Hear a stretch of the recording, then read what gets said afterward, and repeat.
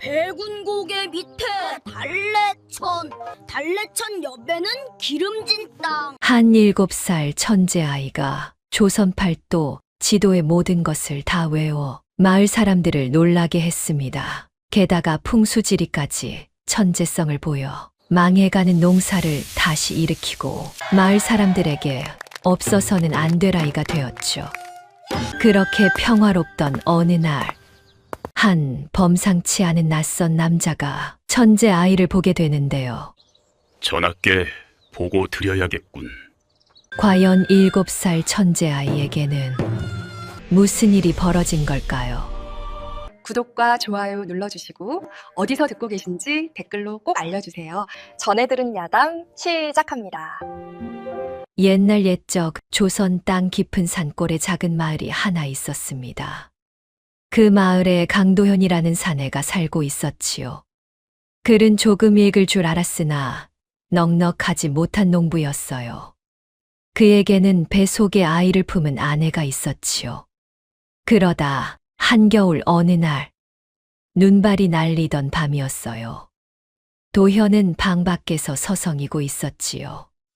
안에서는 산파의 다급한 목소리가 들려왔습니다. 조금만 더 힘줘. 얼마나 지났을까요? 울음소리가 터져 나왔습니다. 갓난아기의 울음이었어요.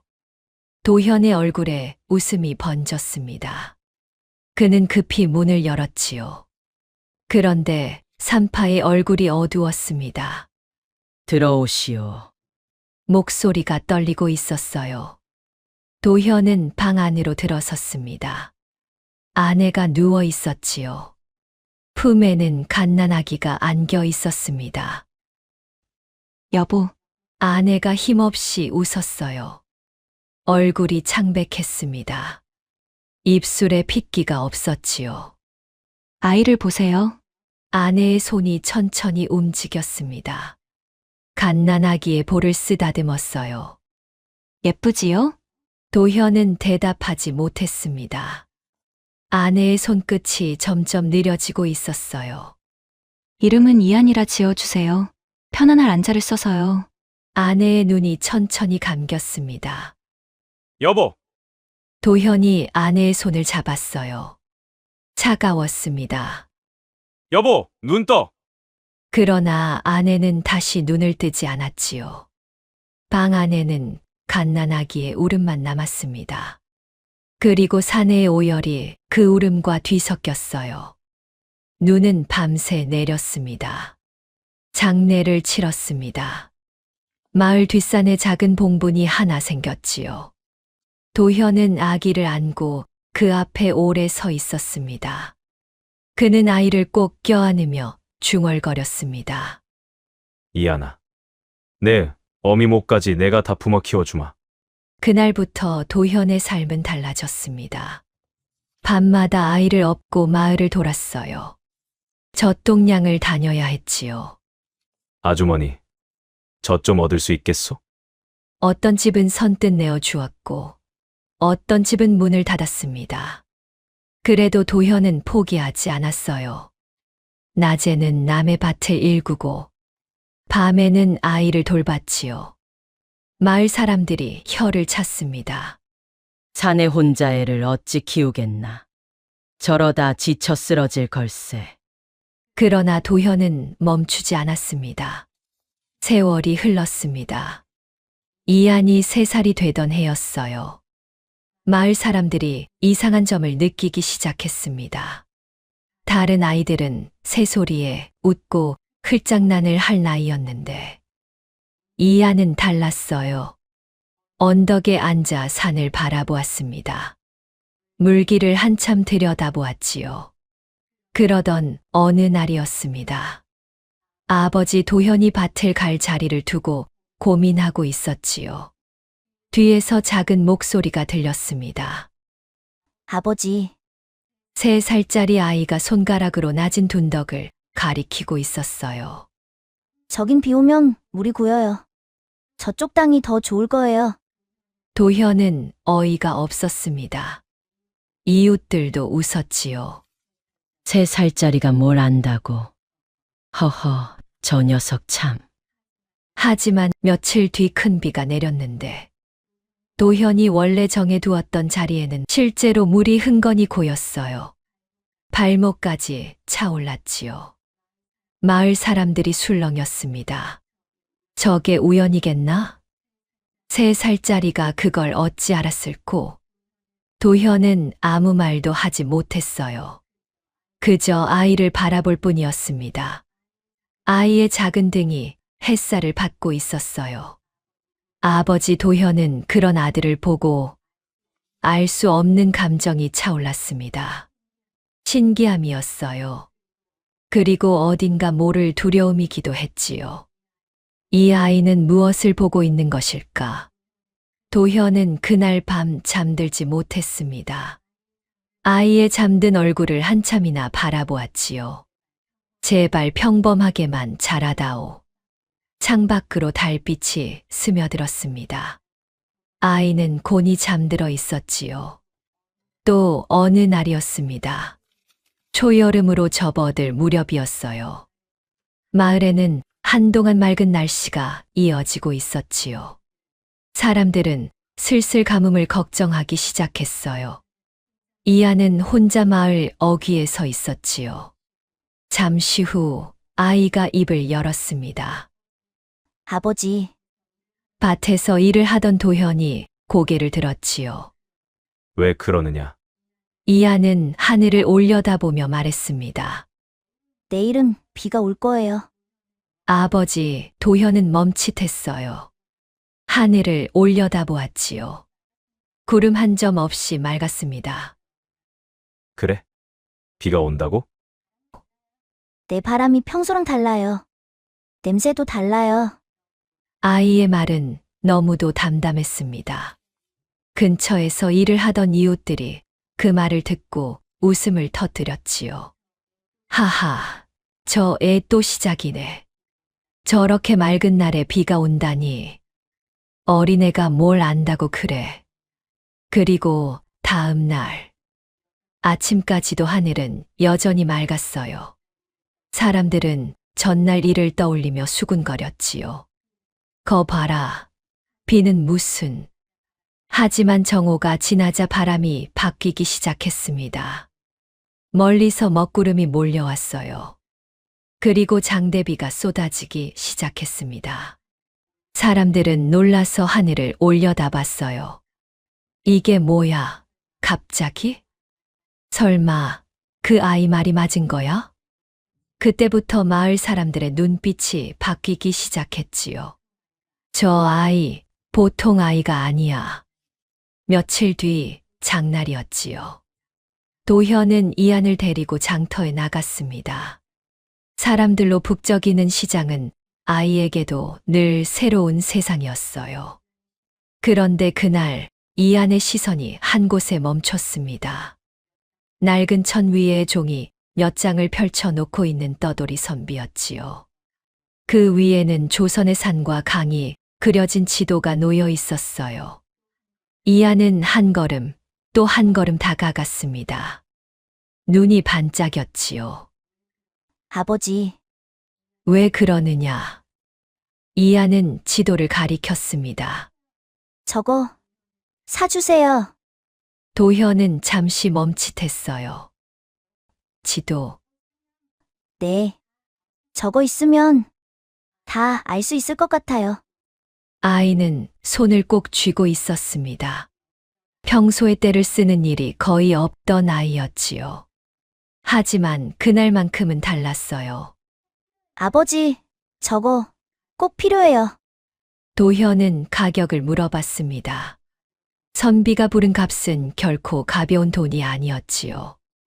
며칠을 일해야 겨우 벌 수 있는 돈이었어요. 결국 도현은 깊은 한숨을 내쉬었어요. 주시오. 동전을 꺼내 건넸습니다. 선비는 지도를 말아 건네주며 말했지요. 이건 아무나 보는 물건이 아니네. 아이가 참 특이하군. 도현은 대답하지 않았습니다. 그저 지도를 받아든 아이를 바라봤어요. 그날 밤이었습니다. 이하는 잠도 자지 않고 지도를 펼쳐 놓았어요. 작은 손으로 산줄기를 따라가고 강을 짚으며 중얼거렸지요. 여긴 이렇게 이어지고, 이 물은 여기로 흐르고, 도현은 문틈으로 그 모습을 바라봤습니다. 등잔불 아래 아이의 눈이 유난히 빛나고 있었어요. 3살짜리 아이가 지도를 읽고 있었습니다. 아무도 가르쳐 준 적이 없는데 말이지요. 밤이 깊어갔습니다. 등잔불이 흔들렸지요. 그러나 아이의 눈은 여전히 지도 위를 떠나지 않았습니다. 산과 강이 그려진 그 종이 위에서 이하는 무언가를 찾고 있었어요. 아니, 어쩌면 이미 알고 있는 것을 확인하고 있었는지도 모릅니다. 세월이 흘렀습니다. 이한이 7살이 되던 해였어요. 아이는 어느새 마을의 놀라운 구경거리가 되어 있었지요. 처음에는 그저 신기한 아이라고만 여겼습니다. 그런데 해가 갈수록 소문이 퍼져 나갔어요. 이웃 마을에서도 사람들이 찾아오기 시작했지요. 어느 날이었습니다. 마을 어귀에 사람들이 모여들었어요. 한 사내가 지도를 펼쳐놓고 이한을 불렀지요. 얘야, 이리 와 보거라. 이한이 다가갔습니다. 사내가 지도 위 한 점을 손가락으로 짚었어요. 여긴 어디냐?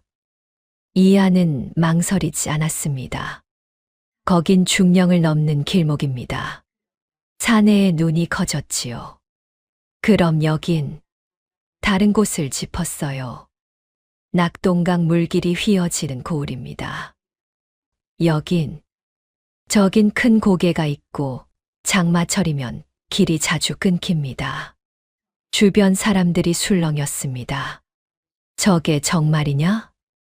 내가 가본 곳인데 맞아. 어린 것이 어찌 저리 아는 거야? 사내가 고개를 갸웃하며 다시 물었지요. 그건 외운 것 아니냐? 누가 가르쳐 준 게지. 이한이 고개를 저었습니다. 아무도 안 가르쳐 줬어요. 그럼 어찌 아느냐? 그냥 보이는 대로 말하는 거예요. 사람들이 웃음을 터뜨렸어요. 허허, 보이는 대로라니. 저 녀석 말 참 재밌구나. 그때 한 농부가 앞으로 나섰습니다. 짓궂은 표정이었지요. 그래, 그럼 이건 어떠냐? 농부가 주변 산을 가리켰어요. 이 근처에 논을 내려면 어디가 낫겠느냐? 사람들이 조용해졌습니다. 이건 지도를 외운다고 알 수 있는 게 아니었지요. 이하는 잠시 주변을 둘러보았어요. 마당 흙을 집어 냄새를 맡았습니다. 바람이 부는 방향을 살폈지요. 그리고 입을 열었어요. 벼는 아래들이 났습니다. 손가락으로 낮은 곳을 가리켰지요. 콩은 양지 쪽 비탈이 났고요. 다른 곳을 가리켰습니다. 저 아래는 물이 많아도 병충해가 생기기 쉬워요. 농부의 얼굴이 굳었습니다. 뭐라고? 물이 고이는 곳은 벌레가 많이 꼬여요. 그래서 거기는 피하는 게 좋습니다. 주변이 조용해졌지요. 처음엔 웃던 사람들이 점점 입을 다물었어요. 그건 어른들도 쉽게 알 수 없는 것이었습니다. 농부가 중얼거렸지요. 저 아래밭 작년에 병충해 났었는데 다른 사람이 고개를 끄덕였어요. 맞아, 나도 거기서 농사 망쳤어. 그걸 어린애가 어찌 알지? 이하는 아무렇지 않은 얼굴이었습니다. 그저 보이는 대로 말했을 뿐이었지요. 그 뒤로 사람들이 이한에게 물어오기 시작했어요. 얘야, 올해 장마는 언제쯤이겠느냐?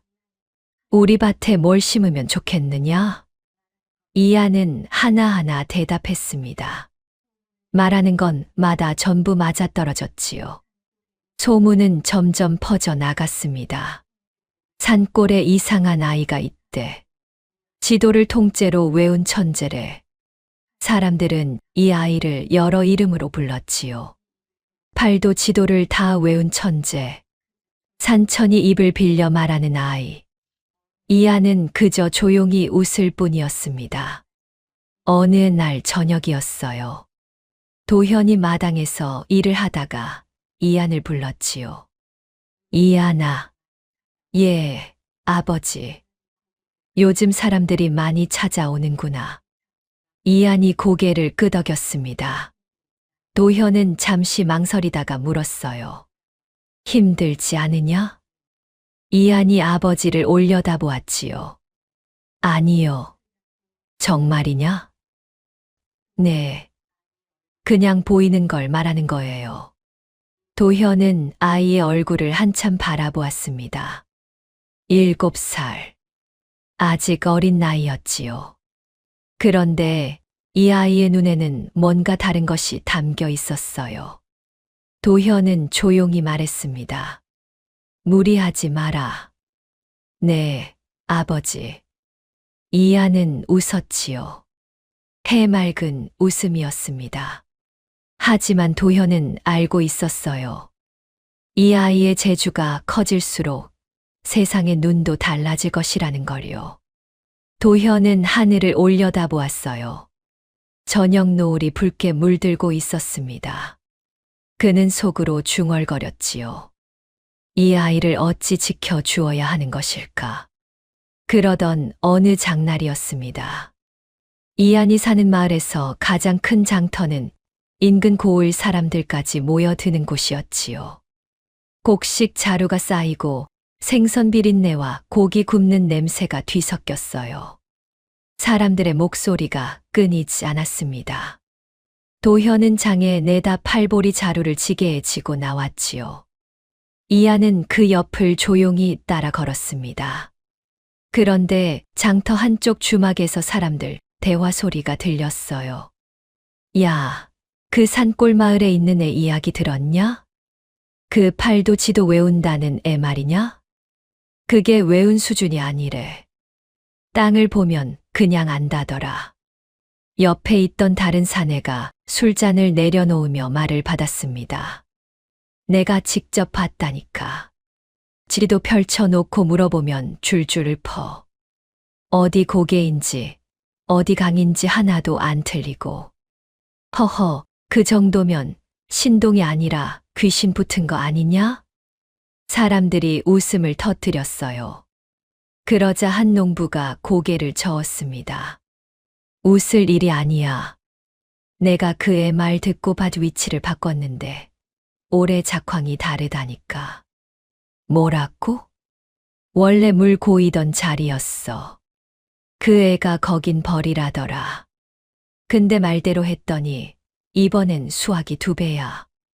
그거 그냥 똑똑한 게 아닌데. 바로 그때였습니다. 주막 구석에 한 사내가 앉아 있었어요. 사람들 눈에 잘 띄지 않는 자리였지요. 낡은 도포에 먼지가 묻어 있었습니다. 겉보기엔 평범한 나그네였어요. 하지만 그의 눈빛은 달랐지요. 주변을 조용히 훑고 있었습니다. 그는 말없이 술잔을 들어 올리며 사람들의 이야기에 귀를 기울였어요. 비도 마치고 물길도 안다더라. 산줄기까지 외웠다니까. 어른들도 못하는 걸 그 애가 한다고. 사내의 손이 잠시 멈췄습니다. 눈빛이 점점 날카로워졌지요. 그는 천천히 자리에서 일어났어요. 주막 밖으로 나와 장터 한복판을 바라봤습니다. 사람들 사이로 지나가는 아이 하나가 보였지요. 작은 키, 평범한 옷차림. 그런데 그 아이가 걸음을 멈췄습니다. 장터 옆 개울을 한번 쳐다보더니 아버지에게 조용히 말했어요. 아버지, 저 개울 다음 비 오면 넘칠 거예요. 도현이 놀란 눈으로 아이를 바라봤습니다. 갑자기 무슨 소리냐? 물길이 막혀 있어요. 비 많이 오면 위험해요. 아이의 목소리는 담담했지요. 그 장면을 사내가 놓치지 않았습니다. 그의 눈이 가늘어졌어요. 그날 저녁이었습니다. 사내는 마을로 향했지요. 멀리서 이안의 집이 보였습니다. 사내는 주변 지형을 살폈어요. 모든 것을 눈에 담았습니다. 그리고 마지막으로 한 장면을 보았지요. 초가집 앞마당. 아이 하나가 앉아 있는 모습을요. 하늘을 올려다보고 있었지요. 사내는 한참을 그 모습을 지켜보았습니다. 아이는 무언가를 보고 있었지요. 하늘인지 바람인지 아니면 눈에 보이지 않는 무언가인지 깊이 고민하며 관찰하는 눈빛이었지요. 사내는 속으로 중얼거렸습니다. 아이에 대한 소문이 헛소문이 아니구나. 위에 보고 드려야 돼. 그는 마을을 빠져나갔습니다. 한양 쪽으로 향하는 길이었지요. 그의 걸음은 빨랐어요. 마치 누군가에게 급히 전할 소식이 있는 사람처럼. 다음 날 새벽이었습니다. 아직 해도 뜨지 않은 시간이었어요. 산골 마을은 짙은 안개 속에 잠겨 있었지요. 고요했습니다. 새소리조차 들리지 않았어요. 그때였습니다. 두두두두. 말발굽 소리가 울렸지요. 잠들어 있던 마을이 순식간에 깨어났습니다. 관군이다. 이 시간에 왜? 안개를 가르며 나타난 것은 갑옷을 입은 관군들이었어요. 그리고 그 앞에는 어제 장터에서 보았던 사내가 서 있었습니다. 이안이라는 아이가 이 마을에 있느냐? 그의 목소리가 마을을 울렸지요. 사람들의 시선이 한 곳으로 향했습니다. 도현의 집이었어요. 문이 열렸지요. 강도현이 모습을 드러냈습니다. 그의 손은 떨리고 있었어요. 뒤에는 이안이 조용히 서 있었지요. 도현은 아이를 뒤로 숨기며 말했습니다. 무슨 일이옵니까? 잠시 침묵이 흘렀어요. 왕의 명이다. 공기가 얼어붙었습니다. 그 아이를 궁으로 모셔 오라 하셨다. 도현의 얼굴이 굳었지요. 궁, 왕, 평생 한 번도 닿을 수 없는 곳이었습니다. 도현은 떨리는 목소리로 물었어요. 죄를 물으려 부르신 것이 아니옵니까? 전하께서 친히 부르신 것이다. 그제야 조금 숨이 돌아왔지요. 하지만 곧 걱정이 들었습니다. 소인도 함께 가겠사옵니다. 도현이 고개를 숙이며 말했어요. 사내의 표정이 단단해졌습니다. 허락되지 않는다.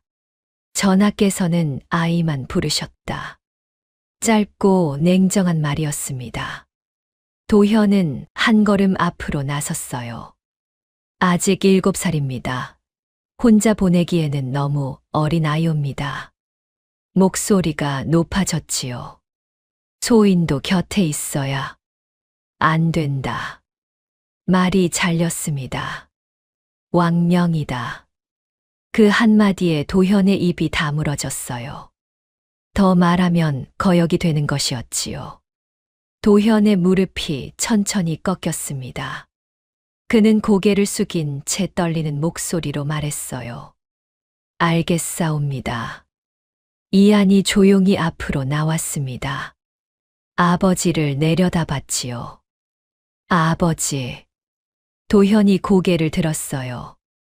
눈이 이미 붉어져 있었습니다. 다녀오겠습니다. 도현의 입술이 떨렸지요. 말을 하려 했지만 목이 막혀 나오지 않았어요. 그는 결국 아이의 어깨를 붙잡았습니다. 겁나지 않느냐? 이안은 잠시 생각하더니 말했지요. 조금요. 그리고 덧붙였어요. 그래도 다녀오겠습니다. 그 말에 도현의 눈에서 눈물이 흘러내렸습니다. 잘 다녀와라. 이안은 고개를 끄덕였지요. 그리고 돌아섰습니다. 그 작은 등이 처음으로 아버지의 손을 벗어났어요. 말이 움직이기 시작했지요. 이하는 뒤를 돌아보지 않았습니다. 하지만 도현은 끝까지 서서 그 뒷모습을 바라봤어요. 작아지고 또 작아지고 결국 보이지 않을 때까지. 그제야 다리가 풀리듯 주저앉았습니다. 이하나. 아무도 듣지 못할 목소리였지요. 한편 이하는 관군과 함께 길을 나섰습니다. 처음 보는 길이었어요. 처음 보는 세상이었지요. 넓은 들판이 펼쳐졌습니다. 큰 강이 흐르고 사람들이 모여 사는 마을이 이어졌어요. 이하는 걸음을 늦추며 강을 바라봤지요. 이 강 넘치겠네. 관군 하나가 피식 웃었습니다. 저게 그 천재라는 애냐? 하지만 앞서 가던 사내는 말없이 강을 한 번 더 바라봤어요. 며칠의 길이었습니다. 그리고 마침내 한양이 모습을 드러냈지요. 높은 성벽이 보였습니다. 끝이 보이지 않는 기와 지붕들이 이어졌어요. 사람들이 빽빽하게 움직이고 있었지요. 이안의 걸음이 멈췄습니다. 한양. 작은 목소리였어요. 궁궐 앞에 다다랐습니다. 거대한 문이 천천히 열렸지요. 이안의 눈이 흔들렸어요. 안으로 들어서자 공기가 완전히 달라졌습니다. 조용했지요. 너무 조용해서 발소리가 크게 들릴 정도였어요. 높은 기둥이 늘어서 있었습니다. 정갈한 길이 이어졌지요. 모든 것이 낯설었어요. 이하는 잠시 멈췄습니다. 그리고 자신도 모르게 숨을 삼켰지요. 사내가 말했습니다. 여기서 기다린다. 문 하나 앞이었어요. 그 너머에 왕이 있었습니다. 문이 열렸습니다. 이하는 조용히 안으로 들어섰어요. 넓은 전각이었습니다. 높은 기둥이 좌우로 늘어서 있었지요. 대신들이 줄지어 앉아 있었어요. 그리고 가장 안쪽 높은 자리에 앉아 있는 존재가 보였습니다. 왕이었지요. 이안이 겁을 먹어 발걸음이 잠시 멈췄어요. 하지만 곧 다시 움직였습니다. 가까이 오라. 이안은 고개를 숙인 채 앞으로 나아갔지요. 작은 발걸음이었지만 한 번도 멈추지 않았습니다. 그때였어요. 한 대신이 앞으로 나섰습니다. 모든 대신들 가운데 가장 위쪽 자리에 앉아 있던 이였지요. 무거운 관복을 입고 있었어요. 전하. 낮지만 깊은 목소리였습니다. 이 아이는 고작 7살이옵니다. 나라의 큰일을 논할 자리가 아니옵니다. 전각이 조용해졌지요. 왕의 시선이 천천히 움직였습니다. 영의정. 짧은 호명이었어요. 하지만 공기가 달라졌지요. 지금이 어느 때인지 아느냐. 왕의 목소리는 낮았지만 무거웠습니다. 백성들이 굶고 있다. 어디는 비 한 방울 없어 논이 갈라지고 어디는 물이 넘쳐 집이 떠내려간다. 왕의 시선이 이안에게 향했어요. 이 아이가 답을 안다 하여 불렀다. 나이는 중요하지 않다. 최영의정은 입을 다물었습니다. 하지만 눈빛은 여전히 날카로웠지요. 왕이 손짓했어요. 지도를 펼쳐라. 신하가 조선 팔도 지도를 펼쳤습니다. 왕은 손가락으로 몇 곳을 짚었지요. 보아라. 이 지역은 해마다 가뭄이 든다. 다른 곳을 짚었어요. 이 지역은 매년 홍수가 난다. 백성들이 해마다 고통을 받고 있다. 잠시 멈췄습니다. 어찌해야 한다고 생각하느냐. 전각이 완전히 조용해졌지요. 이하는 한 걸음 앞으로 나섰어요. 지도를 내려다봤습니다. 잠시 아무 말도 하지 않았지요. 그리고 입을 열었어요. 전하, 이 지도는 잘못되었습니다. 순간 전각이 술렁였습니다. 무엄하다. 최영희정의 눈빛이 번뜩였지요. 전하 앞에서 감히. 그만. 왕의 한마디에 모든 소리가 멈췄어요. 계속 말해보아라. 이하는 지도를 가리켰습니다. 이 산줄기 끊겨 있습니다. 산은 이어져야 합니다. 손가락이 천천히 움직였지요. 이 강도 이리 흐르지 않습니다. 왕이 짚었던 두 지역을 번갈아 가리켰어요. 이렇게 보시면 물을 잘못 보게 됩니다. 이안의 목소리는 작았지만 분명했습니다. 가뭄이 드는 곳은 물이 없는 것이 아닙니다. 물이 들어가지 못하는 것입니다. 왕의 눈빛이 바뀌었지요. 그리고 홍수가 나는 곳은 물이 많아서가 아니라 빠져나가지 못하는 것입니다. 완전한 침묵이었어요. 이하는 계속 말했습니다. 지금은 물을 막고 있습니다. 그래서 한쪽은 말라 죽고 한쪽은 넘쳐 죽습니다. 지도 위를 따라 손을 움직였지요. 여기서 이 물길을 열어야 합니다. 막혀있는 옛 물길을 다시 살리면 홍수는 나뉘어 흐르고 가뭄 지역으로 물이 들어갑니다. 다른 곳을 짚었어요. 그리고 이곳에는 둑을 더 쌓는 것이 아니라 물을 잠시 머물게 할 곳을 만들어야 합니다. 그래야 비가 없을 때 쓰게 됩니다. 이하는 마지막으로 말했습니다. 막지 말고 흐르게 해야 합니다. 전각이 완전히 조용해졌지요. 누구도 말을 하지 못했어요. 최영희정조차 입을 다물고 있었습니다. 왕은 한참 동안 아무 말도 하지 않았지요. 그리고 천천히 몸을 앞으로 기울였어요. 그대로 하면 되는 것이냐?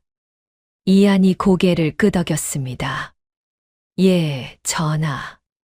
짧고 확신 있는 대답이었지요. 왕의 눈이 깊어졌어요. 이 아이는 짐작이 아니라 알고 있었습니다. 좋다. 왕이 입을 열었지요. 그대로 시행한다. 그 말이 전각을 울렸습니다. 대신들 사이에서 술렁임이 일었지요.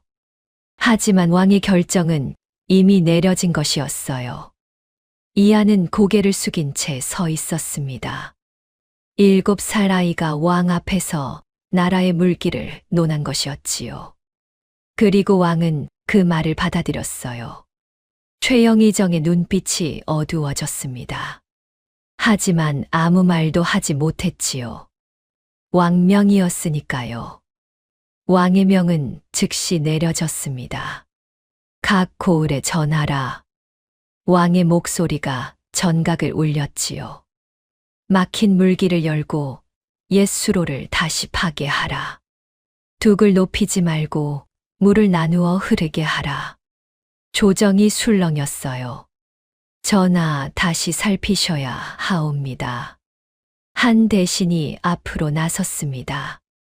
어린아이의 말에 나라를 움직일 수는 없사옵니다. 그만. 왕의 목소리는 단호했지요.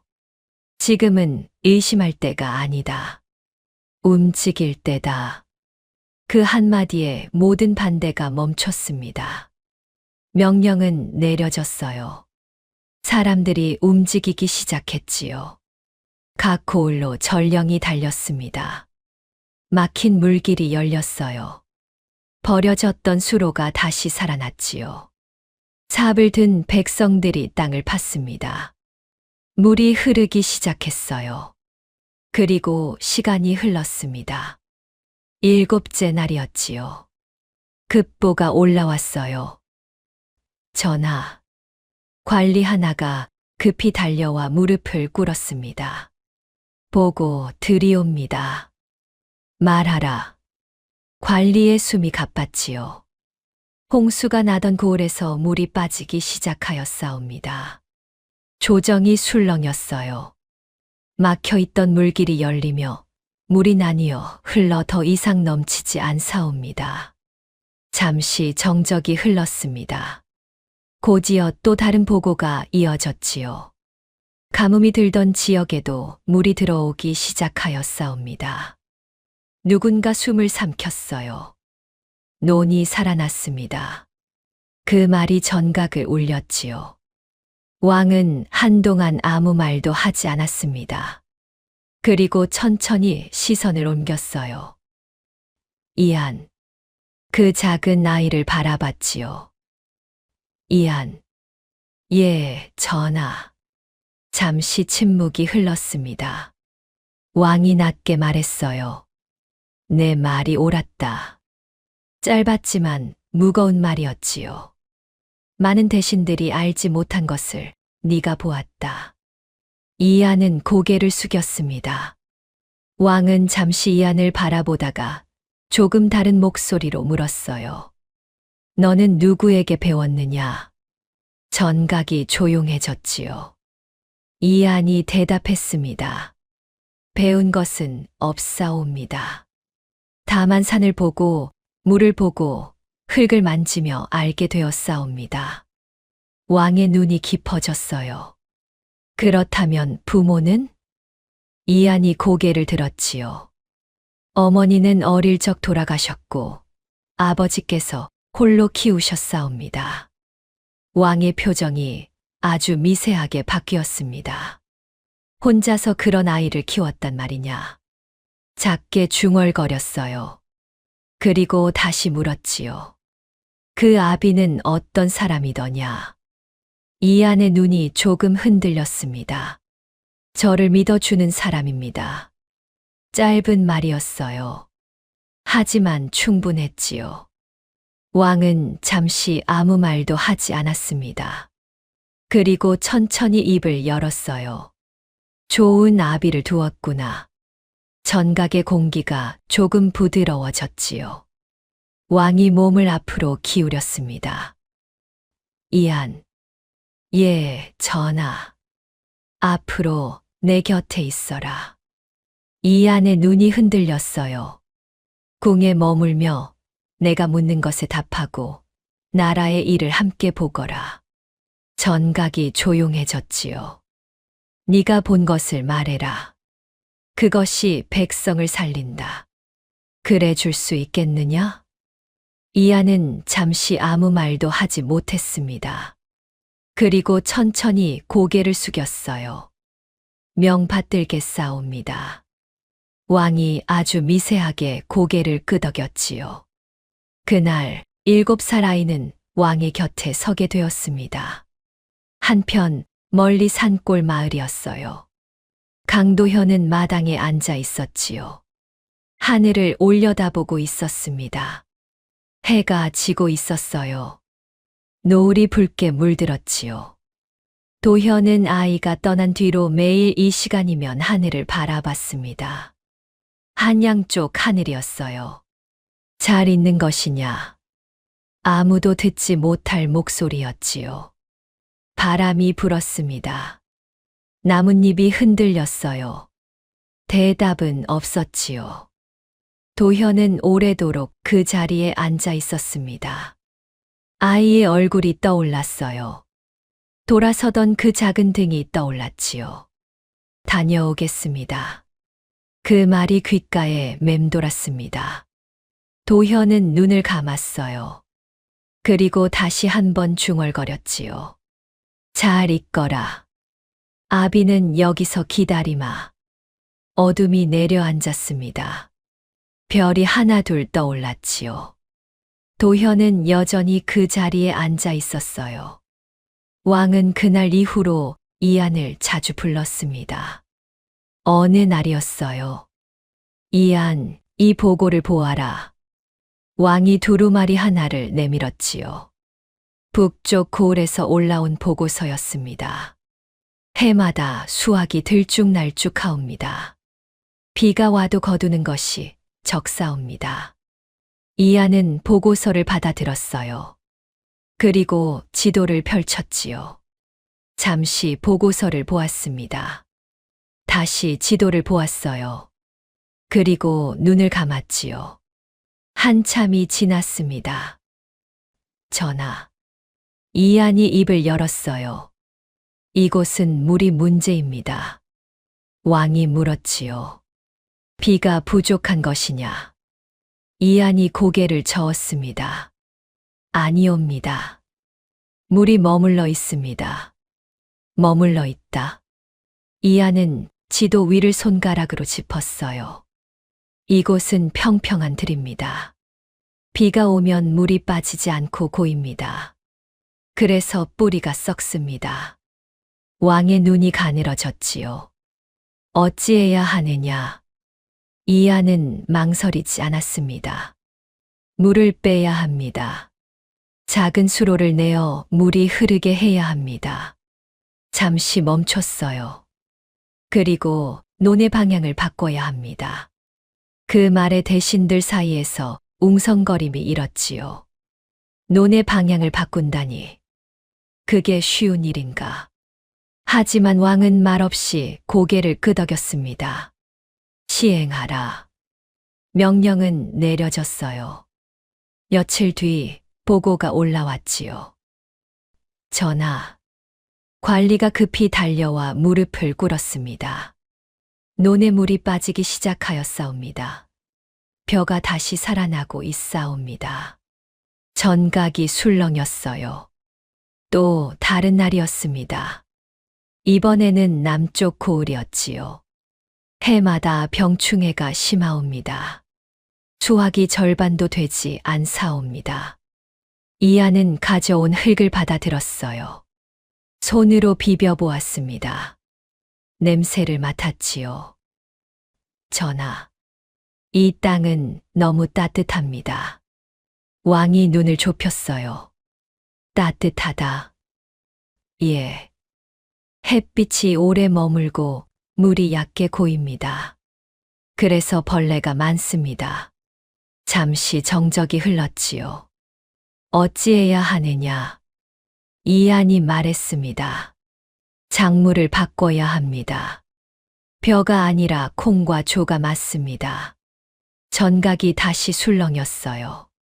논을 바꾸라니. 이건 너무 큰 일이다. 대신들이 수군거렸지요. 하지만 왕은 단 한마디만 했습니다. 시행하라. 시간이 흐르고 또다시 보고가 올라왔어요. 전하, 병충해가 줄어들고 수확이 늘었사옵니다. 그날 조정의 분위기가 달라졌지요. 이안의 말은 틀리지 않았습니다. 한 번도요. 소문은 궁 밖으로 퍼져나갔어요. 어린아이가 나라의 농사를 살렸다더라. 7살짜리가 대신들도 모르는 걸 안다더라. 백성들 사이에서도 이야기가 돌았지요. 올해는 다르다. 나라가 우리를 살린다. 논에 물이 들어왔습니다. 마른 밭에 싹이 돋았어요. 병충해로 시들던 작물이 다시 푸르러졌지요. 조선의 땅이 조금씩 살아나기 시작했습니다. 왕은 이안을 바라보며 생각했어요. 이 아이는 단순히 똑똑한 것이 아니었지요. 땅을 읽고 물을 읽고 하늘을 읽었습니다. 그것은 배워서 되는 것이 아니었어요. 어느 날 저녁이었습니다. 왕이 이안에게 물었지요. 힘들지 않느냐? 이안이 고개를 들었어요. 괜찮습니다, 전하. 정말이냐? 예. 제가 본 것을 말하면 백성들이 살 수 있으니까요. 왕은 잠시 아무 말도 하지 않았습니다. 그리고 조용히 말했지요. 내 아비가 보고 싶지 않느냐? 이안의 눈이 흔들렸어요. 하지만 곧 대답했습니다. 보고 싶습니다. 짧은 대답이었지요. 하지만 아버지께서 말씀하셨습니다. 다녀오라고요. 왕은 아이를 바라봤어요. 7살. 아직 어린 나이였습니다. 그런데 이 아이는 자신의 자리를 알고 있었지요. 왕이 말했어요. 때가 되면 보내주마. 조금만 기다려줄 수 있겠느냐? 이안이 깊이 고개를 숙였습니다. 감사하옵니다. 전하. 밤이 깊어갔어요. 달빛이 전각을 비추고 있었지요.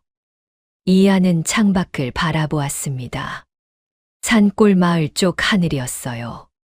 아버지가 계신 곳이었지요. 이안은 조용히 중얼거렸습니다. 아버지, 저 잘 있어요. 아무도 듣지 못할 목소리였지요. 바람이 불었습니다. 마치 대답하듯이요. 며칠 후 비가 오지 않았습니다. 하늘은 맑았어요. 구름 한 점 없는 날이 계속되었지요. 며칠이 지나고 논바닥이 갈라지기 시작했습니다. 물이 없습니다. 모내기를 한 지 얼마 되지 않았는데 벼가 누렇게 변해가고 있었어요. 백성들의 얼굴이 점점 굳어졌지요. 그런데 이상한 점이 하나 있었습니다. 마을 위쪽에 큰 댐이 있었어요. 산을 막아 만든 댐이었지요. 그곳에는 물이 가득 차 있었습니다. 넘칠 듯이 찬 물이었어요. 농부들이 고개를 갸웃했지요. 원래 댐이 없었을 때는 물이 자연스럽게 흘렀어. 영의정 대감이 물을 관리한다며 댐을 크게 지었는데 오히려 힘들어졌다니까. 결국 농부들이 모였습니다. 이대로는 다 죽습니다. 대감 나리께 청을 올려야 합니다. 그들은 한양으로 올라갔어요. 최영의정의 저택 앞이었지요. 넓은 마당이 보였습니다. 곡식 자루가 쌓여 있었어요. 그곳에는 가뭄이 없었지요. 대감 나리. 농부들이 엎드렸습니다. 요즘 비가 오지 않아 백성들이 죽어가고 있사옵니다. 부디댐의 물을 조금만 풀어주시옵소서. 잠시 침묵이 흘렀어요. 무슨 말이냐? 차가운 목소리였지요. 농부들이 고개를 들었습니다. 최영의정이 그들을 내려다보고 있었어요. 물이 아까운 줄도 모르고 함부로 풀라 하느냐? 대감나리, 지금 논이 다 말라. 그만. 말이 끊겼지요. 물은 쓸 때가 있는 법이다. 지금은 아낄 때다. 그의 눈빛은 흔들림이 없었습니다. 돌아가라. 비가 올 때까지 기다려라. 농부들은 더 말하지 못했어요. 고개를 숙이고 돌아섰지요. 그날 밤이었습니다. 댐의 물문이 조용히 열렸어요. 물이 흐르기 시작했지요. 하지만 그 물은 백성들의 논으로 가지 않았습니다. 숨겨진 수로가 있었어요. 물길이 방향이 바뀌어 있었지요. 그 끝에는 푸르게 살아있는 논밭이 있었습니다. 물이 충분히 흐르고 있었어요. 그곳은 최영의정 자신의 땅이었지요. 이쪽으로 더 돌려라. 그가 말했습니다. 물이 넘치지 않게만 맞추어라. 하인들이 고개를 숙였어요. 예, 대감나리. 자신만 물을 독점하고 있던 것입니다. 며칠 뒤였습니다. 백성들의 밭은 거의 말라버렸지요. 작물은 죽고 논은 갈라졌어요. 장터에 사람들이 몰려 있었습니다. 곡식이 들어왔다. 쌀이다. 하지만 가격이 달랐어요. 이게 무슨 값이오? 2배가 넘지 않소. 상인이 태연하게 말했지요. 요즘 가뭄 아니오? 귀한 것이니 값이 오르는 게 당연하지. 백성들은 말을 잇지 못했습니다. 하지만 살 수밖에 없었어요. 아이를 먹여야 했으니까요. 장터 뒤쪽에 누군가 서 있었습니다. 최영의정이었지요. 그는 멀리서 그 모습을 바라보고 있었어요. 그리고 아주 미세하게 웃었습니다. 잘 팔리는군. 옆에 있던 관리가 고개를 숙였지요. 예, 대감 나리. 요즘은 내놓는 대로 다 팔리고 있사옵니다. 좋다. 값은 더 올려라. 그 모습을 멀리서 지켜보는 눈이 있었습니다. 이안이었어요. 그는 처음에는 이해하지 못했지요. 댐에는 물이 가득한데 왜 백성들의 노는 말라가는 것일까? 이안은 직접 움직였습니다. 댐으로 올라갔어요. 가득 찬 물이 보였지요. 닫혀 있는 수문도 보였습니다. 그런데 몰래 열려 있는 다른 물길이 있었어요. 이안은 그 길을 따라갔지요. 그리고 보았습니다. 푸르게 살아있는 논, 그 주변에 쌓인 곡식. 이안의 눈이 천천히 변했어요. 다시 장터로 내려왔지요. 아이를 안고 우는 여인이 보였습니다. 돈이 없어 돌아서는 노인이 보였어요. 그 모든 것을 이안은 다 보았지요. 이안이 조용히 중얼거렸습니다. 자기가 물을 혼자 다 쓰고 곡식을 비싸게 팔아먹으려고 이렇게 만든 거구나. 주먹이 떨렸어요. 아주 나쁜 사람이군. 아주 작은 목소리였지요. 하지만 그 안에는 분명한 것이 담겨 있었습니다. 이안은 궁으로 돌아갔어요. 왕에게 말해야 했지요. 이 사실을 알려야 했습니다. 이안이 조용히 왕 앞으로 나아갔습니다. 무릎을 꿇었지요. 전하, 소인이 직접 보고 온 바를 아뢰옵니다. 왕이 고개를 끄덕였어요. 말해 보아라. 이안이 입을 열었습니다. 영의정은 가뭄이 든 고을의 백성들에게 물을 내리지 않고 있사옵니다. 산 위의 댐에는 물이 가득한데도 수문을 열지 않고 그 물을 몰래 자기 논밭으로만 돌리고 있었사옵니다. 왕의 얼굴이 굳어졌지요. 그 때문에 백성들의 노는 갈라지고 작물은 말라 죽고 있는데 정작 영의정의 땅만 푸르게 살아있사옵니다. 그 말이 사실이냐? 왕의 목소리가 낮아졌어요. 네가 분명히 두 눈으로 보고 온 것이냐? 이안이 고개를 들지 않은 채 대답했습니다. 예, 전하. 소인이 직접 보았사옵니다. 잠시 멈췄지요. 그것뿐만이 아니옵니다. 백성들의 농사가 망하자 영의정은 자기 창고에 쌓아둔 쌀을 장터에 내다 팔고 있었사옵니다. 평소 값의 두세 배를 받으며 굶주린 백성들의 사정을 오히려 돈벌이로 삼고 있었사옵니다. 왕이 주먹을 꽉 쥐었어요. 백성을 굶겨놓고 곡식을 비싸게 판단 말이냐. 분노가 담긴 목소리였습니다. 그런 자라면 더 두고 볼 것도 없다. 당장 의금부에 명하여 파직하고 죄를 묻게 하겠다. 그 순간 이안이 급히 고개를 들었지요. 아니 되옵니다, 전하. 전각 안이 조용해졌습니다. 왕이 이안을 내려다보며 물었어요. 어찌하여 아니 된다는 것이냐? 저 정도면 이미 죄가 분명하지 않으냐? 이안이 숨을 가다듬고 차분히 입을 열었지요. 전하, 영의정의 죄는 분명하옵니다. 그러나 지금 전하께서 곧바로 영의정을 치시면 영의정은 죄인이 아니라 오히려 억울한 충신인 척할 것이옵니다. 왕의 눈빛이 살짝 흔들렸어요. 분명 이렇게 말할 것이옵니다. 가뭄이 들어 물을 아꼈을 뿐이다. 백성을 해치려 한 것이 아니다. 어린아이의 말만 믿고 전하께서 대신을 내치셨다 하고 스스로를 꾸밀 것이옵니다. 이안은 말을 이었습니다. 그리고 영의정을 따르는 자들이 조정 안에 적지 않사옵니다. 그들 또한 입을 맞추어 영의정을 감쌀 것이옵니다. 잠시 멈췄지요.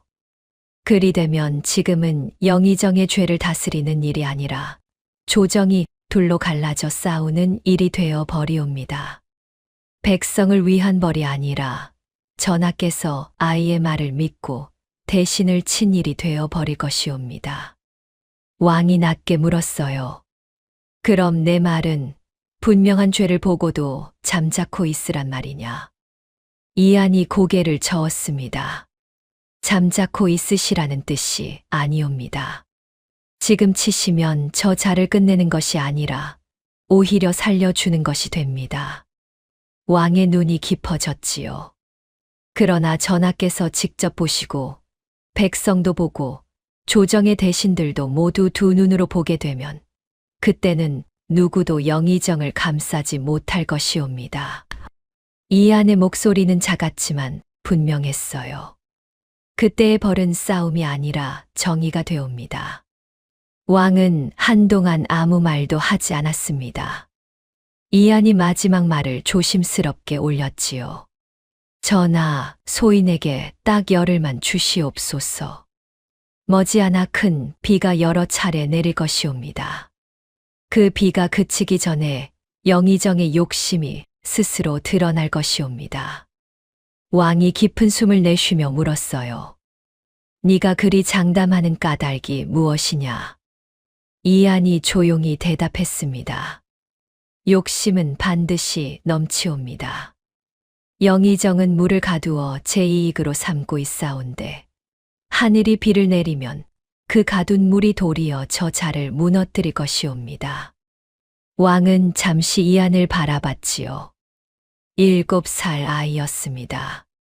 그런데 이 아이는 조정의 대신들도 생각하지 못한 것을 보고 있었어요. 왕은 마침내 천천히 고개를 끄덕였습니다. 좋다. 열흘을 주마. 잠시 멈췄지요. 그러나 내 말이 틀리면 그 또한 가벼운 일이 아닐 것이다. 이안이 깊이 머리를 숙였어요. 명받들겠사옵니다. 왕은 자리에서 일어났습니다. 창밖을 바라봤지요. 맑은 하늘이었어요. 구름 한 점 없었습니다. 비가 온다 하였느냐? 예, 전하. 곧 내릴 것이옵니다. 왕은 고개를 돌리지 않았어요. 기다려 보겠다. 이안은 조용히 물러났습니다. 열흘.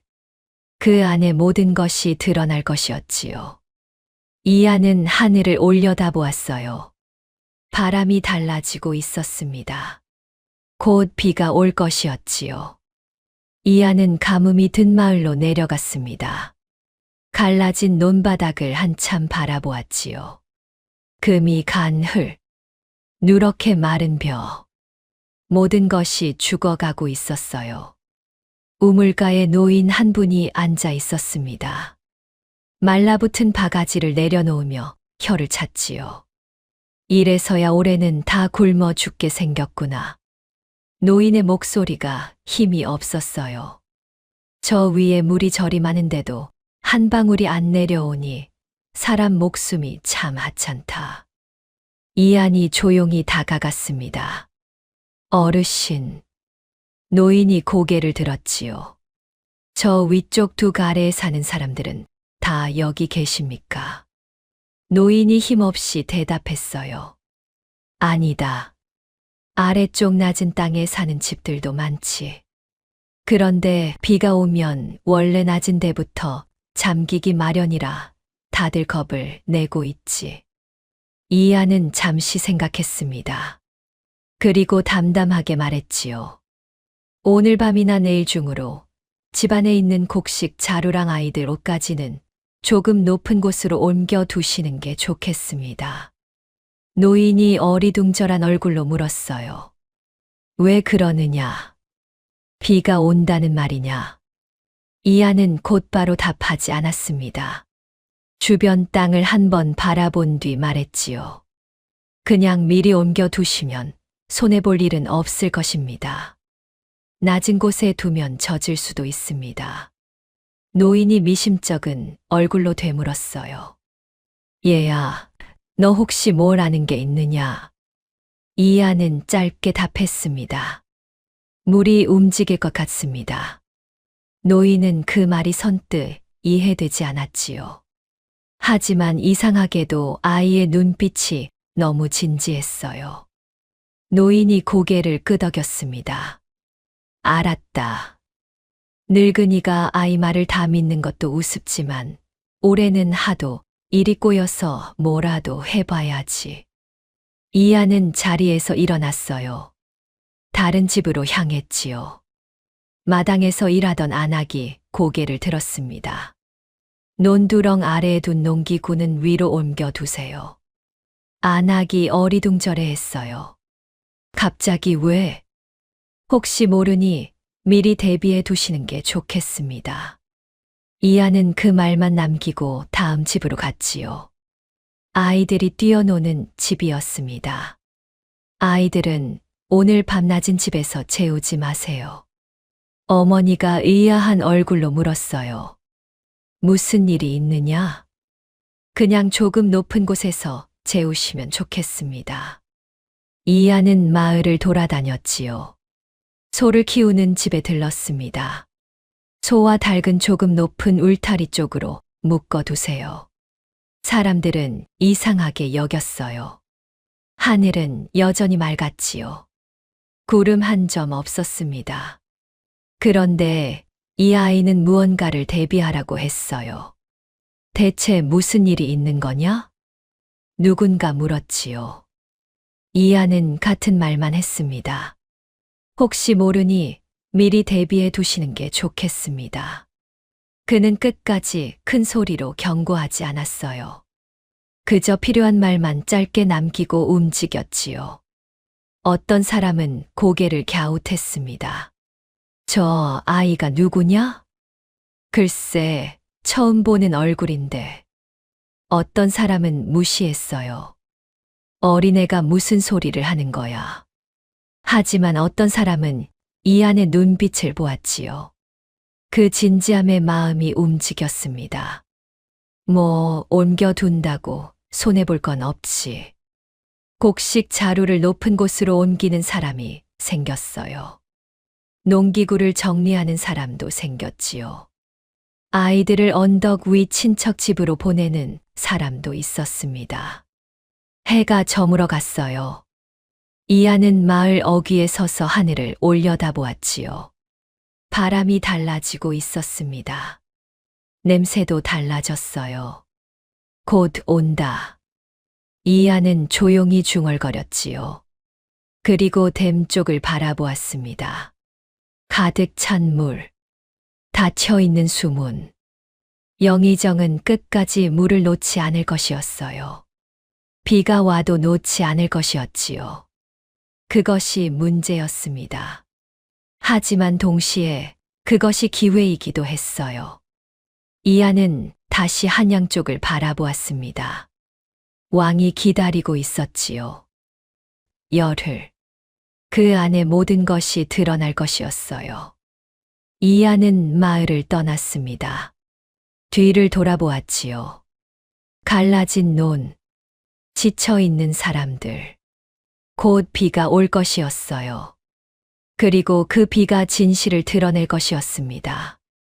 이하는 조용히 걸음을 옮겼지요. 해야 할 일이 남아 있었어요. 바람이 점점 세지고 있었습니다. 비가 내리기 시작한 밤이었습니다. 최영의정의 저택 안쪽 방에는 등불이 늦게까지 꺼지지 않았지요. 빗소리가 점점 거세지고 있었어요. 그때 측근 관리 하나가 급히 들어와 무릎을 꿇었습니다. 대감, 비가 심상치 않사옵니다. 목소리가 떨리고 있었지요. 댐의 수위가 빠르게 오르고 있다고 하옵니다. 관리들이 수문을 조금이라도 열어야 하지 않겠느냐고 아뢰고 있사옵니다. 최영의정은 술잔을 천천히 내려놓았어요. 그리고 차갑게 웃었습니다. 수문을 열라 했다고? 예, 대감. 그리 되면 모처럼 모아둔 물이 전부 흩어질 것이 아닌가. 관리가 조심스럽게 다시 입을 열었지요. 허나 대감, 이번 비는 생각보다 큽니다. 자칫하면 둑이 견디지 못할까 두렵사옵니다. 최영희정의 눈이 싸늘해졌어요. 두렵다고. 목소리가 낮아졌습니다. 그럼 지금까지 무엇하러 그 댐을 쌓고 무엇하러 그 물을 가두었느냐. 관리가 고개를 숙였지요. 가뭄이 길어질수록 백성들의 곡식은 줄어들고 내가 쥔 물과 쌀의 값은 더 올라간다. 지금 수문을 열면 그 이익이 전부 흘러가 버린다. 관리가 머뭇거리며 말했어요. 하지만 백성들의 원성이 점점 커지고 있사옵니다. 장터에서도 쌀값이 너무 비싸다 아우성이옵니다. 최영희정은 코웃음을 쳤습니다. 굶주린 자들은 원래 소리를 높이기 마련이다. 술잔을 들어 올렸지요. 그러나 끝내 무릎 꿇는 것은 누구 앞이더냐. 밥을 가진 자 앞이다. 한 모금 마셨어요. 왕이 백성을 먹여 살리지 못하면 결국 백성은 곡식을 가진 사람을 바라보게 된다. 관리의 얼굴이 굳었습니다. 대감의 뜻은 설마. 최영희정은 천천히 몸을 기대며 낮은 목소리로 말했지요. 요즘 조정꼴을 보아라. 왕은 근심만 많고 대신들은 제각기 제 주장만 내세운다. 잠시 멈췄어요. 그런데 흉년이 깊어지고 가뭄이 길어지고 홍수까지 겹치면 어떻게 되겠느냐. 관리가 숨을 삼켰습니다. 왕은 끝내 내게 손을 벌리게 된다. 영의정이 아니면 이 난국을 수습할 자가 없다는 말이 조정 안팎에서 저절로 나오게 될 것이다. 방 안이 싸늘하게 조용해졌지요. 최영희정은 술잔을 들어 한 모금 더 마신 뒤 더 낮은 목소리로 말했어요. 왕이 자리를 지키는 것은 칼 때문이 아니다. 백성이 믿기 때문이다. 눈빛이 어두워졌습니다. 그런데 백성이 더 이상 왕을 믿지 않고 먹을 것을 쥔 자를 믿기 시작하면 그 다음은 뻔한 일이다. 잠시 침묵이 흘렀지요. 나라의 주인이 누구인지 사람들 마음속에서 바뀌기 시작하는 것이다. 측근은 얼굴이 하얗게 질려 속삭였어요. 대감, 그 말씀은 너무 위험하옵니다. 최영희정은 피식 웃었습니다. 위험한 것이 아니라 당연한 이치다. 자리에서 일어났지요. 나는 아직 아무 말도 하지 않았다. 다만 때가 오면 백성을 구한다는 이름으로 모든 것을 내 손에 쥘 뿐이다. 창밖을 바라봤어요. 빗줄기가 거세지고 있었습니다. 물도, 곡식도, 민심도. 그리고는 눈빛을 차갑게 빛내며 덧붙였지요.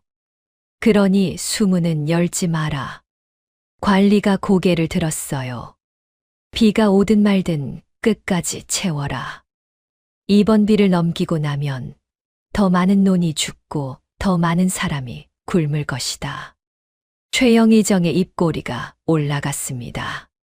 그러면 내 곡식값은 더 오른다. 그리고 그때야말로 내가 진짜 나설 차례다. 관리들은 더 이상 입을 열지 못했어요. 고개를 숙인 채 물러났지요. 방 안에는 최영희정만 남았습니다. 그는 창밖을 바라보았어요. 빗줄기가 세차게 내리고 있었지요. 댐에는 물이 점점 차오르고 있을 것이었습니다. 그러나 그는 두렵지 않았어요. 오히려 기대하고 있었지요. 더 내려라. 낮게 중얼거렸습니다. 더 많이 내려라. 그의 눈에는 욕심이 가득 차 있었어요. 물이 넘치든 말든, 백성이 굶든 말든, 그에게는 오직 권력만이 보였지요. 밤은 깊어갔습니다. 비는 멈추지 않았어요. 댐의 물은 점점 차올랐지요. 그리고 그 물은 곧 최영희정 자신을 삼키게 될 것이었습니다. 하지만 그는 아직 그것을 알지 못했어요. 욕심에 눈이 멀어 있었으니까요. 열흘째 되는 날이었습니다. 왕은 평복으로 갈아입었어요. 누군지 알아볼 수 없도록 정체를 숨겼지요. 이안과 함께 궁을 나섰지요. 수행 인원은 거의 없었습니다. 비는 여전히 내리고 있었어요. 굵은 빗줄기가 땅을 때리고 산에서 내려온 물이 점점 불어나고 있었지요. 두 사람은 댐 앞에 섰습니다. 가득 찬 물이었어요. 잔잔해 보이는 수면이었지요. 왕이 그 모습을 보며 말했습니다. 이안아, 물이 이렇게나 찼구나. 이 정도면 가뭄 걱정은 덜었을 것이다. 잠시 주변을 둘러보더니 다시 말했어요. 이제 수문을 열어 물을 나누게 하면 되리리다. 굳이 더 지켜볼 이유가 있느냐? 이안은 대답하지 않았습니다. 그저 물 위를 보고 있었지요. 왕이 고개를 갸웃했어요. 왜 말이 없느냐? 이안이 천천히 말했습니다. 조금만 더 보십시오, 전하. 왕은 이해되지 않는다는 듯 눈을 좁혔지요. 이미 충분히 보지 않았느냐? 물이 있는 것도 확인했고 가뭄도 곧 풀릴 것이다. 잠시 멈췄어요. 이제 남은 건 죄를 묻는 일 아니냐? 이안은 여전히 시선을 떼지 않았습니다. 아직 아닙니다. 왕이 한숨을 내쉬었지요. 내 말대로 열흘을 기다렸다. 이제는 나도 알아야 하지 않겠느냐. 잠시 침묵이 흘렀어요. 이안이 조용히 말했습니다. 곧 아시게 될 것입니다. 왕의 얼굴에 답답함이 스쳤지요. 그때였습니다. 아주 미세한 소리가 났어요. 툭. 왕이 고개를 돌렸지요. 지금 무슨 소리가? 다시 소리가 났습니다. 툭. 작은 물방울이 클 사이에서 떨어지고 있었어요. 왕이 잠시 그쪽을 바라봤지요. 비가 스며든 것 같구나. 대수롭지 않다는 듯 고개를 돌리려는 순간이었습니다. 콰직. 둔탁한 소리가 났어요. 왕의 눈이 멈췄지요. 이건. 그리고 굉음이 터졌습니다. 둑이 무너졌어요. 막혀있던 물이 한꺼번에 터져 나왔지요. 쏟아지는 물. 땅이 흔들렸습니다. 왕이 그대로 굳어버렸어요. 무너졌다. 그는 눈을 떼지 못했지요. 물이 쏟아져 내려왔습니다. 그런데 이상한 일이 벌어졌어요. 물이 한쪽으로 몰리지 않았지요. 갈라졌습니다. 여러 갈래로 나뉘어 아래로 흘러갔어요. 말라있던 들판, 갈라졌던 논, 그곳으로 물이 퍼져 들어갔지요. 왕의 눈이 크게 흔들렸습니다. 왜 저렇게 흐르는 것이냐? 그제야 이안이 입을 열었어요. 전하. 왕이 그를 바라봤지요. 이안이 조용히 말했습니다. 저 물은 원래 저곳으로 갔어야 합니다. 왕의 눈이 굳었어요. 영의정은 그 물을 가두고 있었습니다. 자기 논으로만 돌리고 백성들에게는 내리지 않았습니다. 왕의 숨이 멎었지요. 이안이 말을 이었어요. 그리고 끝까지 놓지 않았습니다. 비가 내려도 무너질 때까지도 자기 이익을 선택했습니다. 왕의 시선이 다시 무너진 둑으로 향했습니다. 쏟아지는 물, 갈라져 흐르는 물길. 그 모든 것이 말해주고 있었지요. 왕이 낮게 말했어요. 그래서 이렇게 된 것이구나. 이안이 마지막으로 말했습니다. 전하, 이제는 보셨습니다. 잠시 멈췄지요. 이제 영의정을 벌하셔도 아무도 말하지 못할 것입니다. 누가 보아도 욕심이 지나쳤다는 것이 드러났으니까요. 왕은 한동안 아무 말도 하지 않았어요. 무너진 둑을 바라보았습니다. 흘러가는 물을 바라보았지요. 그리고 천천히 말했어요. 그래. 이제야 알겠다. 왕의 눈빛이 단단해졌습니다. 돌아가자. 두 사람은 몸을 돌렸지요. 비는 여전히 내리고 있었어요. 하지만 이제 그 비는 재앙이 아니었습니다. 백성들의 논으로 흘러드는 생명수였지요. 왕이 걸으며 말했어요. 내 말이 옳았다. 이안이 고개를 숙였습니다. 욕심은 반드시 넘친다 하였지. 왕의 목소리가 낮아졌어요. 정말 그리 되었구나. 이안은 대답하지 않았습니다. 다만 뒤를 한번 돌아보았지요. 물이 흘러가고 있었어요. 갈라진 논으로, 마른 들판으로, 백성들이 기다리던 그곳으로. 이안은 조용히 중얼거렸습니다. 이제 끝이 보입니다. 왕과 이안은 한양으로 돌아갔어요. 영의정을 벌할 때가 온 것이었지요. 다음 날 조회였습니다. 전각 안에 대신들이 도열해 있었지요. 공기가 무거웠어요. 왕이 입을 열었습니다. 최영의정. 차가운 목소리였지요. 최영의정이 앞으로 나와 엎드렸어요. 어젯밤 있었던 일을 네가 모른다 할 수는 없을 것이다.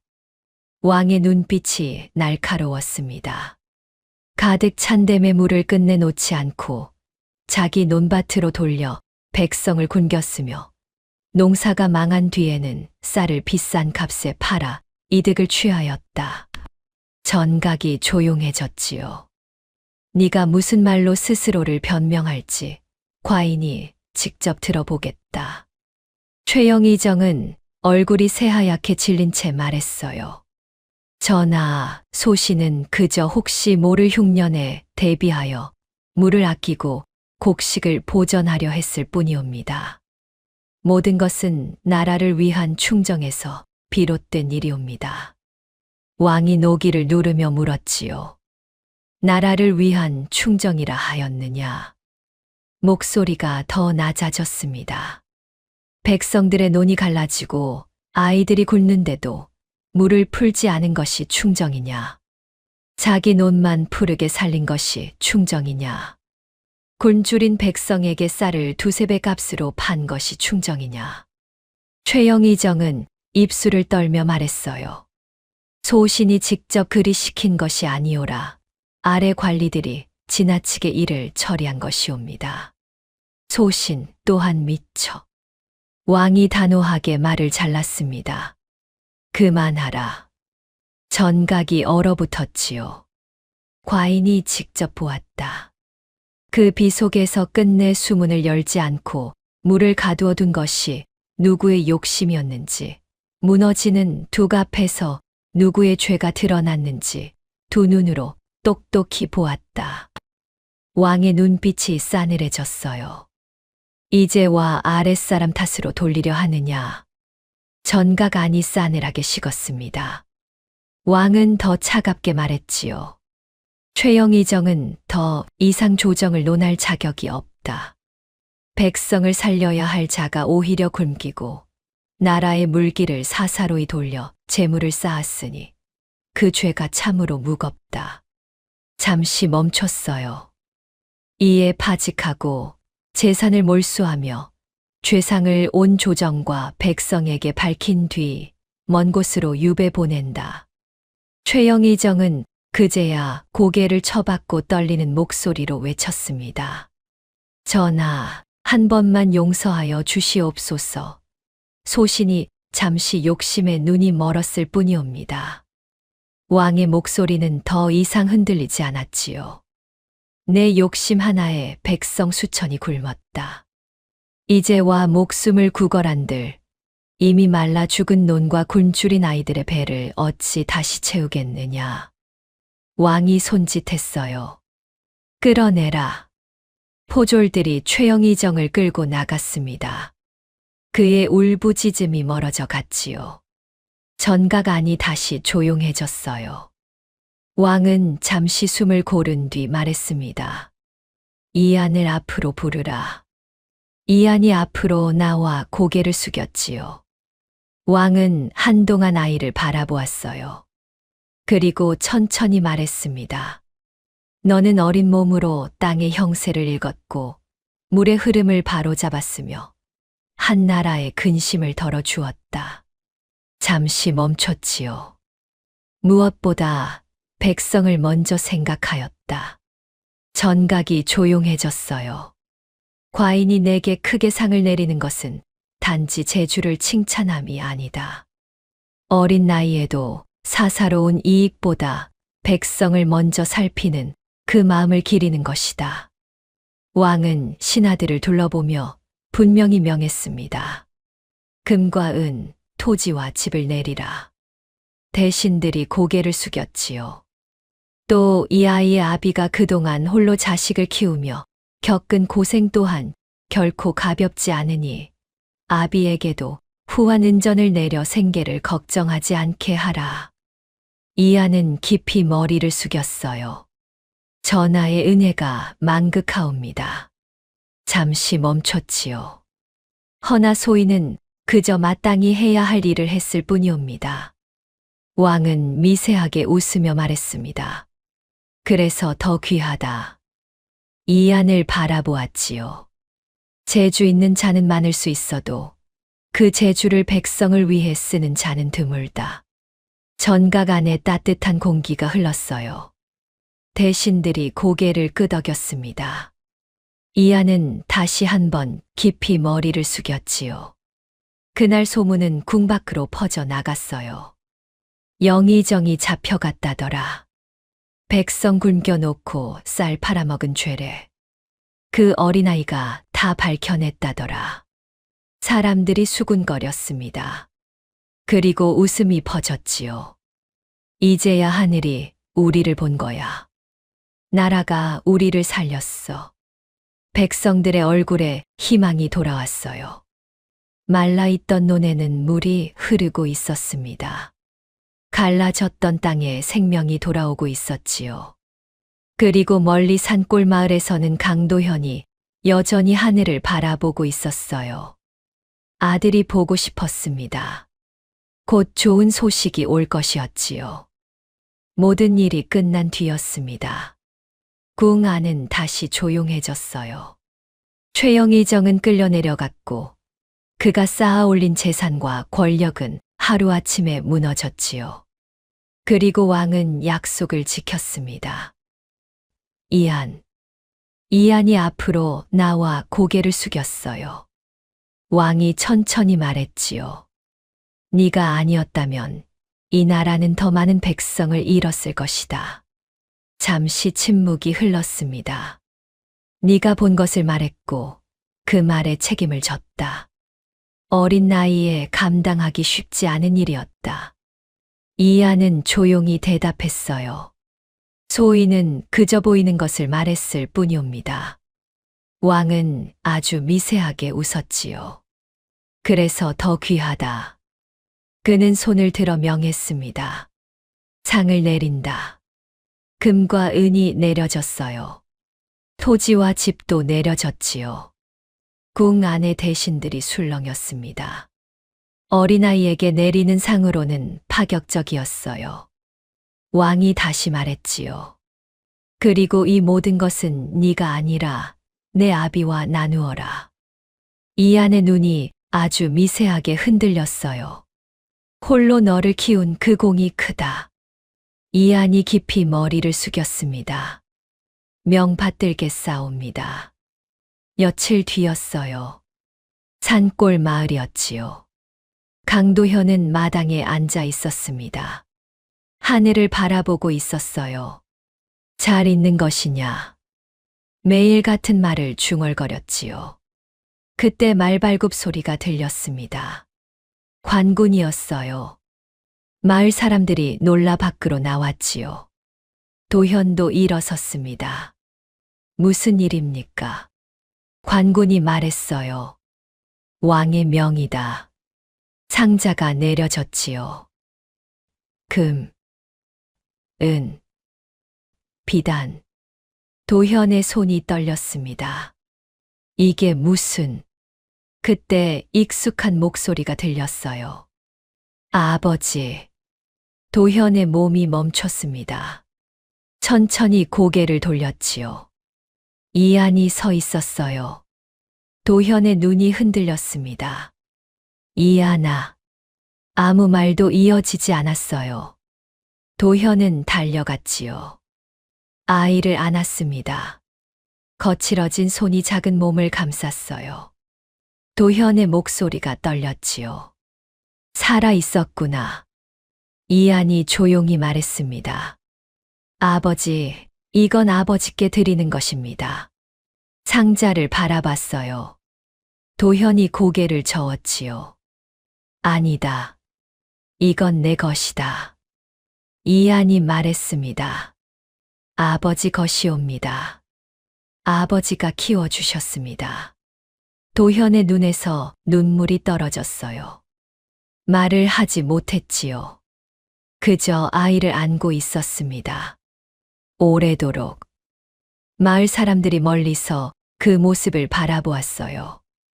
누군가 눈물을 훔쳤지요. 해가 저물어 갔습니다. 노을이 두 사람을 감싸고 있었어요.